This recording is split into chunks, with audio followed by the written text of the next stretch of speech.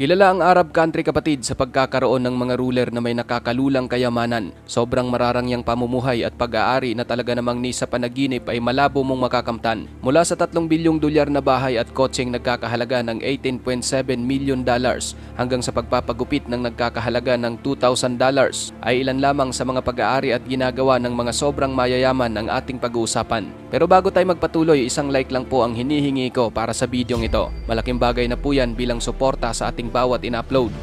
Back to the video.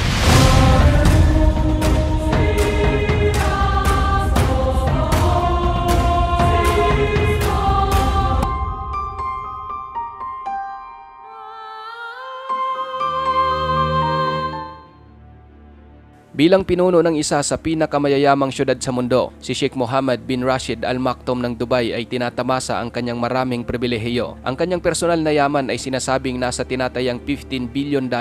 Si Sheikh Mohammed ay may malawak na kapangyarihan at impluensya bilang pinuno ng Dubai na siya namang nagbibigay sa kanya ng maraming pagkakataon na mas palawakin ang kanyang kinatayuan at magpakasawa sa isang tunay na marangyang pamumuhay. Ang kanyang tirahan ay ang $500 million lang naman na Zabil Palace. Ang 100,000 square foot na palasyong ito ay balot ng magagarang palamuti mula sa itaas hanggang sa ilalim, gaya ng mga precious metals, ivory at nakakamanghang mga dekorasyon. Mayroon itong mga amenities na maring nanaisin ng kahit sinong tao, kabilang ang isang private cinema, spa center, game room, maraming swimming pool at gym. Walang duda kapatid na napakarangya ng buhay nitong si Sheikh Mohammed. Katunayan, hawak niya ang record ng may pinakamalaking perang nagastos sa kasal na umaabot sa tumataginting na $200 million na kung saan ang kalahati o mano nito ay ginastos sa paggawa ng bagong stadium para sa naturang kasalan. Usap-usapan din kapatid na ang Dubai ruler na ito ay mayroong mga investment sa mga ari-arian at sinasabing nagmamay-ari ito ng mas maraming lupa sa England kaysa sa British royal family. Kasama sa kanyang malawak na property holding sa iyang isang 63,000 acre state sa Scotland at isang $45 million state sa Dalham Hall. Bukod pa rito, ang Dubai royal family ay nagtataglay ng isang nakakamanghang Monaco penthouse na nagkakahalaga ng $323 million. Ang penthouse na ito ang isa sa nangungunang 10 pinakamahal na mga property sa buong mundo. Gayunpaman, hindi rito may kukumpara ang kanyang Emirate Palace sa Abu Dhabi. Ayon sa mga report, nagtayo rin sa Dubai ng isang maliit na palasyo itong si Sheikh Mohammed na mayroon lamang katamtamang karangyaan. Ngunit ang terminong katamtaman para sa kanya ay lumilitaw na napakagara para sa karamihan, sapagkat ang ultra-luxurious palace na ito ay nagkakahalaga lang naman ng $1 billion na napapaligiran ng palamuting ginto at silk. Si Sheikh Mohammed, tulad ng ibang Arab ruler, ay mahilig din sa mga mamahaling kotse. Ang kanyang koleksyon ay talaga namang nakakalula. Halimbawa, ang kanyang isang $4 million na Bugatti Veyron, isang 2.5 Lamborghini Reventon, isang $1.5 million na Ferrari Enzo at isang 1 million Mercedes-Benz SLR McLaren. Bukod pa rito, nagmamay-ari siya ng napakaraming Rolls-Royce, Bentleys at iba pang high-end na mga sasakyan. Gayunpaman, bagamat napakaganda na ng mga sasakyang ito, wala pa rin itong sinabi sa kanyang isang ultra-luxurious mega yacht. Si Sheikh Mohammed ay nagmamay-ari ng isang napakagandang 535 foot long na Marine Palace na nakadisguise bilang isang super yacht na tinatawag na Dubai. Ang yate na ito ay nagkakahalaga ng $350 million. Bilang karagdagan, nagmamay-ari rin siya ng dalawa pang yate, ang 290 feet na 4L at ang 256 feet na Sweep 135. Ang pinagsamang halaga ng yate na ito ay sinasabing nasa humigit kumulang $1 bilyong. Walang pribadong jet si Sheikh Mohammed mga kapatid, ngunit mayroon siyang private airline. Siya ang nagmamay-ari ng kilalang air travel brand na Emirates na kung saan ang kumpanya ay nagmamay-ari ng higit sa 100 mga eroplano at ng pinakamarangyang $260 million na Boeing 747-400 na eroplano. Ayon sa report, ang isang oras na pagsakay dito ay karaniwang nagkakahalaga ng humigit kumulang $600. Ang susunod sa ating listahan kapatid ay ang pinakamayamang Arab king sa mundo na si King Salman ng Saudi Arabia. Base sa report, ang pamilya ni King Salman ay mayroong net worth na umaabot ng $2 trillion.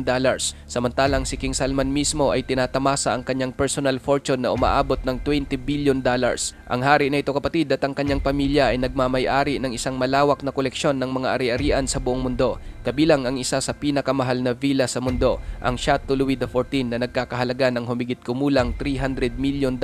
Gayunpaman, ang Saudi King ay naninirahan sa isang mas marangyang royal palace sa Riyadh na isang tunay na architectural masterpiece. Wala umanong katumbas na halaga ang palasyong ito ng hari sa Saudi, ngunit ayon sa mga eksperto, ang mga materyales at paggawa para sa pagtatayo ng Royal Complex ay nagkakahalaga ng hindi bababa sa $500 million.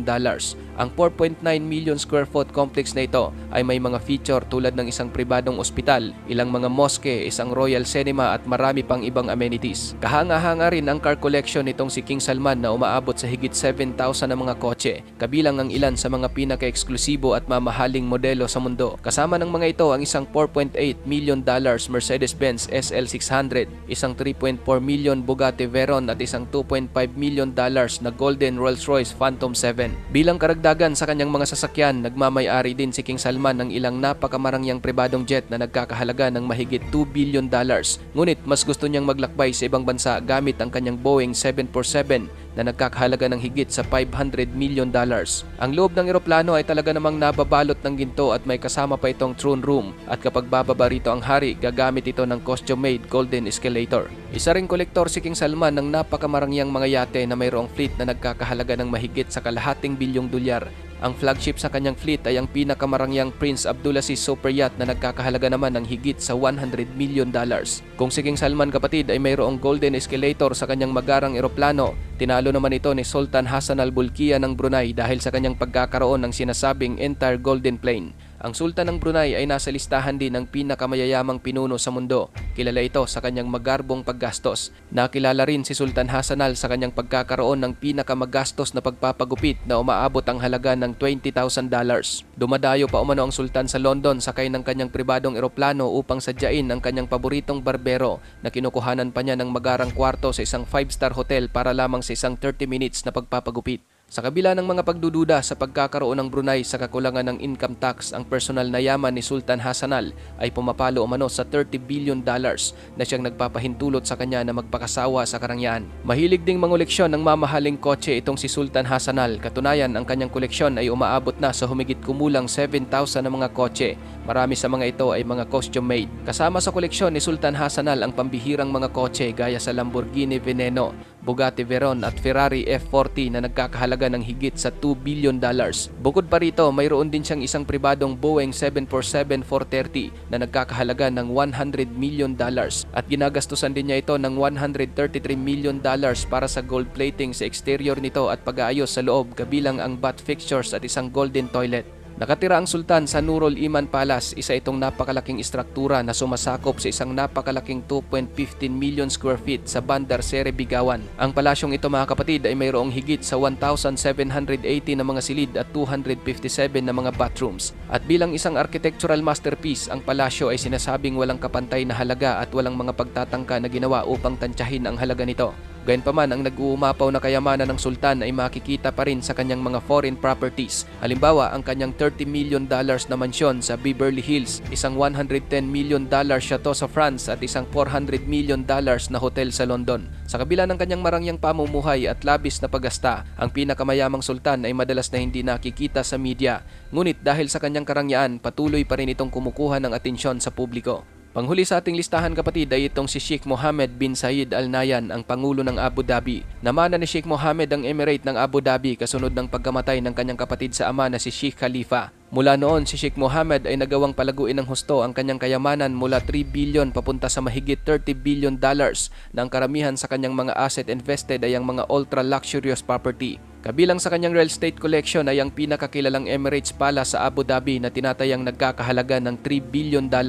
Makikita sa architectural masterpiece nito ang maraming mararangyang amenities tulad ng pribadong beach, marina spa at helipad. Bilang karagdagan sa kanyang mga palasyo, si Sheikh Mohammed ay nagtataglay din ng iba pang mahahalagang ari-arian tulad ng ilang mansyon at villa na matatagpuan sa iba't ibang bansa. At ang isa sa kanyang kapansin-pansing property ay ang isang mansyon sa Beverly Hills, California na nagkakahalaga ng $45 million. Ang 19,000 square foot residence ay binubuo ng 8 bedroom, 13 bathroom, gym, movie theater at tennis court. Maliban diyang kapatid, si Sheikh Mohammed ay mayroon ding isang fleet ng mga high-end na sasakyan kabilang ang mga kakaibang kotse tulad ng isang $2.5 million na Bugatti Veyron, isang $3.4 million na Lycon Hypersport at isang $3 million na Lamborghini Veneno. Bagamat paborito niya ang kanyang Rolls-Royce Phantom, Mercedes-Benz SLS AMG at Ferrari 599 GTO, ang kanyang pinakamahalagang kotse ay ang kanyang Bugatti Lovewater Noir na nagkakahalaga ng $18.7 million. Nagmamay-ari rin siya ng madaming mararangyang yate kabilang ang Azam na isa sa pinakamalaking yate sa mundo na umaabot sa mahigit 590 feet ang haba at nagkakahalaga ng humigit kumulang $600 million. Mayroong iba't ibang pasilidad ang yate na ito kabilang ang helipad, cinema, swimming pool at gym. Isa ring masugid na art collector itong si Sheikh Mohammed. Ang kanyang koleksyon ay nagkakahalaga ng higit sa $100 million na kung saan nagmamay-ari siya ng ilan sa mga world's most valuable paintings. Ikaw kapatid, ano ang masasabi mo sa bidyong ito? Para sa iyong opinion, i-comment mo na yan sa ating comment section sa ibaba. At kung nagustuhan mo naman ang bidyong ito, paiwan naman ako ng like at pasubscribe na rin sa ating munting channel. Maraming salamat sa panonood hanggang sa susunod na naman nating upload. Peace out!